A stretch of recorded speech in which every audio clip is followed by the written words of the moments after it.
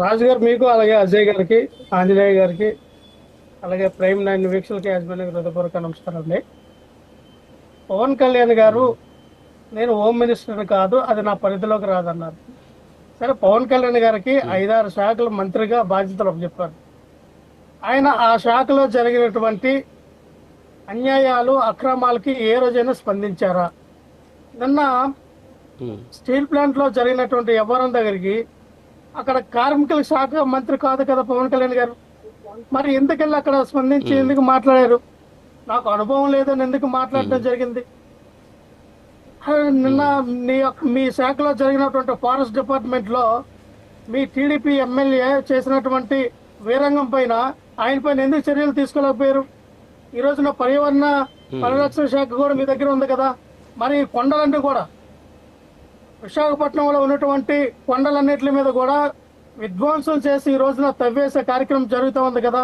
వాటి మీద ఎందుకు చర్యలు తీసుకోలేకపోతూ ఉన్నారు? అంటే మీ పరిధిలో ఉన్నటువంటి శాఖల పైన మీకు పట్టు లేదు, మరి పక్కవారి శాఖల పైన మీకు ఎలాగ పట్టు ఉంటుంది? వారి పద్దాక వాళ్ళ శాఖల పైన మీరు ఎందుకు మాట్లాడడం? మీరు ఒక డిప్యూటీ సీఎంగా ఉండి మీకు ఏదో ఒక గౌరవప్రదమైనటువంటి ఒక అర్హత ఇచ్చినప్పుడు మీరు స్పందించే దానిపైన ఎస్ న్యాయం చేస్తాము, అండగా ఉంటామని మాట్లాడచ్చు. మీ పరిధిలో ఉంటేనే న్యాయం చేస్తారా? మీ పరిధిలో లేకపోతే న్యాయం చేయరా? మీ పరిధిలో ఉన్నట్ల మీద ఏ శాఖల మీద మీరు న్యాయం చేయగలిగారు ఇంతవరకు కూడా? సార్, ఒకటి సార్, కృష్ణగిరిగా పవన్ కళ్యాణ్ గారికి అదేదో చంద్రబాబు నాయుడు గారు లా అండ్ ఆర్డర్ ఉన్న హోమ్ మినిస్టర్ రెండు కూడా పవన్ కళ్యాణ్ గారికి ఇచ్చియండి, ఆయన చేయగలరు. ఈ ఆంధ్రప్రదేశ్ రాష్ట్రంలో ఏ ఆడపిల్లల మీద అగాత్యాలు జరగవు, రేపులు జరగవు, మర్డర్లు జరగవు, లేకపోతే ఈ రౌడీలు, గోండాలు, రౌడీ షెటర్లు ఉండరు. ఆయన క్లీన్ చేయగలరన్న నమ్మకం ఆయనకు ఉంది కాబట్టి ఆ పదవేదో పవన్ కళ్యాణ్ గారికి ఇస్తే కాస్త చేయొచ్చాము. పద్దాక అక్కస ఎందుకు ఉన్నాయి అంటే, ఒక దళిత మహిళ జగన్మోహన్ రెడ్డి గారు 2 దళిత మహిళలకి హోమ్ మినిస్టర్ శాఖ ఇవ్వడం జరిగింది.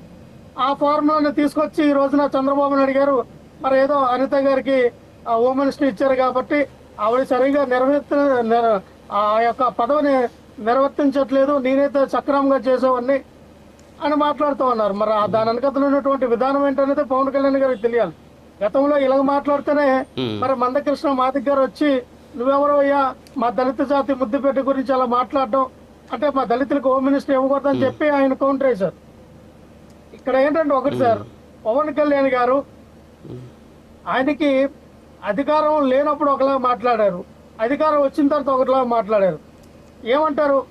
ప్రతి విషయంలో నేనే స్పందించాలా, నేనే రావాలా, మా పార్టీలో ఏ నాయకులు లేరా, ఎమ్మెల్యేలు లేరా, ఎంపీలు లేరా, ప్రతిదానికి నేనే కౌంటర్ ఇవ్వాలంటే ఇంక మీరెందుకు ఉన్నారన్న.